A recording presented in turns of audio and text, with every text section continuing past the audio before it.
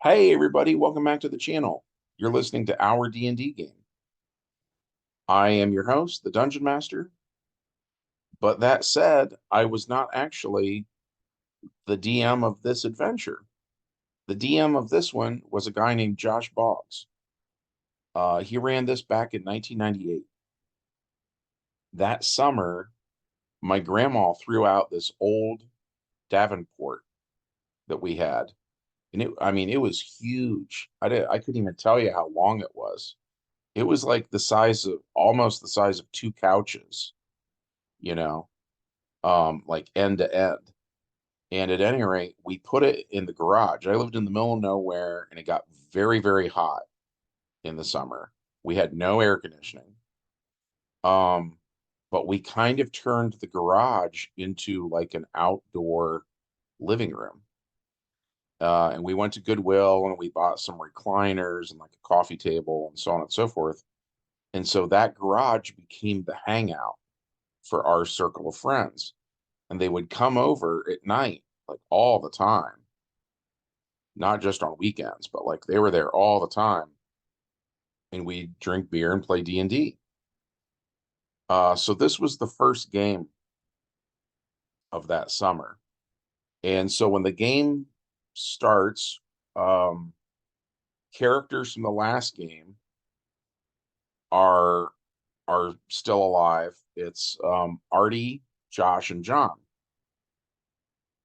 And Artie keeps trying to escape because the heroes have been enslaved by the villains, who, by the way, are the Roman Empire. Um, and according to, various uh, players that we had in the game who were history buffs, some of whom are teachers now, actually, um, they said that if you were not a Roman citizen, you were basically nothing to them. So that is the case for the heroes. They are considered nothing. And at any rate, so Artie wants to get away from this, obviously. He doesn't like being a slave. Who would, right? And every time he tries to escape, the DM rules it can't be done. You just get beat down, it can't be done. So the next day, Artie wakes up and tries again, and it's the same result. And so we get this cycle over and over again. Every day, Artie tries. And I thought it was very interesting. Josh says, and I'll never forget this, um, you should stop trying to escape. You should give up. And he starts to say, look at it this way. We get to work out every day, which, by the way, Josh was a gym rat. He's like, so we get to work out every day. We are still hanging out. We get to talk with each other. Like, this is great. We don't have to pay rent. Like, this is awesome, you know. And he says, so you should give up. You should just give up and accept your fate. And Artie says, I'd rather die. And Josh and John are like, well, you're probably going to get your wish. And they think Artie's an idiot for trying to escape all the time. So the DM is, like, hey, Artie, what do you want to do now? And Artie's like, escape. So he gets beat down again. So finally comes the day where this group of dragons shows up in town. They fly down. The Romans are freaking out, trying, running here and there. And the dragons start using their breath weapons. They're killing the Romans. And on the backs of these dragons are a group of adventurers. And this is a different party of adventurers from old games that the DM played in. So these guys rescue our guys. Once all the bad guys are dead, um, this other group of adventurers tells our party to get on the backs of the dragons. And we do. And they fly north. And they fly until they reach this mountain range. And the mountains are snowy and just absolutely freezing. And this is where they drop off our party. They drop us off with nothing and just leave. They fly off into the sunset. Our guys were not allowed to have any starting gold, not any starting equipment, not even commoner's clothes. All we were basically wearing were like loincloths. Just the absolute bare minimum to not be naked. And so we're standing here in the cold, freezing, and so we look around and there's a tavern and it's got a really big chimney on the left side of it with smoke coming out of it. So we head for warmth. So our party goes through the front door of the tavern, which is all the way to on the left side of that wall. And there's a wooden sign over the door that looks kind of like an orc making a muscle, like just the arm part, like a green muscular arm flexing and like making a muscle. So our guys go into this tavern. When you walk in, there's tables in the middle of the room. There's stairs on the far right that go up to where you can rent a room. On the front wall is the bar to the left. And the bar is shaped kind of like a letter L. On the bar is this big jar of gold pieces. And so when the characters walk in, and by the way, not only have they been exercising for years, which is why they're these big burly dudes who can go adventuring now, right? But also they've learned the language that the natives speak, because of course the heroes are from 20th century Earth. They spoke American English, right? Well, now they're bilingual. They speak the common. So at any rate, um, they ask the bartender, "What's up with the jar?" And he says, "If you can last for 1 minute against Oog, you can have it. But it takes 2 gold to enter. 1 gold piece goes in the jar, and you give the other gold piece to the bartender. And if you do that, he'll let you fight Oog." And they say, "Okay." Um, he's like, "Do you want to enter?" And Artie's like, "Oh, we can't. We have no gold. We just wanted to warm ourselves by your fire." He's like, "That's fine. Fire's free." So at any rate, they sit here at a table, warm up, and another party of adventurers walks in. And by the way, Josh is like, "We should fight Oog because we're like huge dudes and blah, blah, blah. We should fight Oog. And then we'll win the jar of money." And Artie is like, "But we need money to make money, and we don't have money." Um, John has decided he's a thief, and he wants to steal the jar of gold. And Artie says that's a bad idea. They're going to catch you, they might put you to death or something. I think we should just think about it. I think we should try to come up with some sort of an alternative. Maybe we can ask the bartender if we can work in the kitchen, and maybe he'll give us room and board in exchange for labor, and we can save up some money, and maybe there's an honest way out of this predicament that we're in. At any rate, in walks another group of adventurers, and this is yet another homage to other characters from previous games. The DM of this adventure, he had been a player in those games. And so these are more characters of his. So they come in, they sit down at a table nearby, and they have backpacks full of, all sorts of stuff. Um,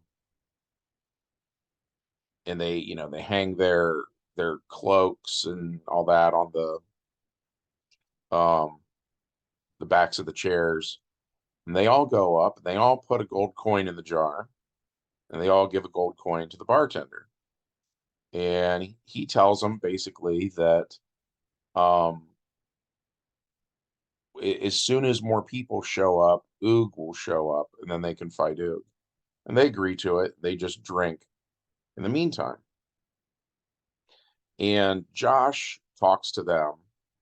And so these guys have a good bit of money, and they just agree to be nice and buy the PCs a meal and so on and so forth. And the heroes they're literally starving, right? So they happily eat, and then a bunch of people show up, and the townsfolk are bloodthirsty, right? And they love this place. And so they're kind of a rowdy crowd. They show up. It gets loud. It gets to be where there's so many people in here. It's kind of shoulder to shoulder. And um and then Oog shows up. And Oog is not a race from Dungeons and Dragons. He is not a monster that you can find in any monsters manual. He is a wizard's experiment. Um, he is a fusion of a bunch of the really big, strong stuff from D&D. So literally, the guy who played him was John Loy. And what he had done was he went through the book, and he'd take like a giant and say, okay, Oog is part giant, so he has the strength of a giant, and Oog is part troll, so he has the regeneration of a troll. And he just cherry picked all these different races. And he has traits from all of them. And so Oog looks like the Incredible Hulk on steroids. Like, he is way bigger than the Hulk. He's a huge green dude. And so he goes up and he gets in the ring that's next to the fireplace. The other party, they go up and they get in the opposite corner of the ring. And it's time to fight. And Oog has a 10-foot reach. The ring is 10 feet by 10 feet, right? So if you used like the normal D&D maps, it's 4 squares. So Oog is in one square. The entire party is huddled in this other square. And they ring a bell. It's time to go. And Oog is able to just punch the far corner of the ring, and they can't touch him back. Um, and so they try to fight Oog, and none of them are using fire. And like I said, he has all the powers of a troll, right? None of them are using fire. This, by the way, is why the dungeon master put the ring so close to, there's a big fireplace on that wall. And the idea is you're supposed to knock Oog out of the ring into the fire. Nobody does it though. So one by one, Oog kills them all. The crowd, who like I say, is bloodthirsty. These villagers just are going nuts, cheering, loving every moment of this. While everybody's paying attention to this, John, the party thief, has decided that this other adventuring party, since Oog is killing them, they don't need their stuff anymore.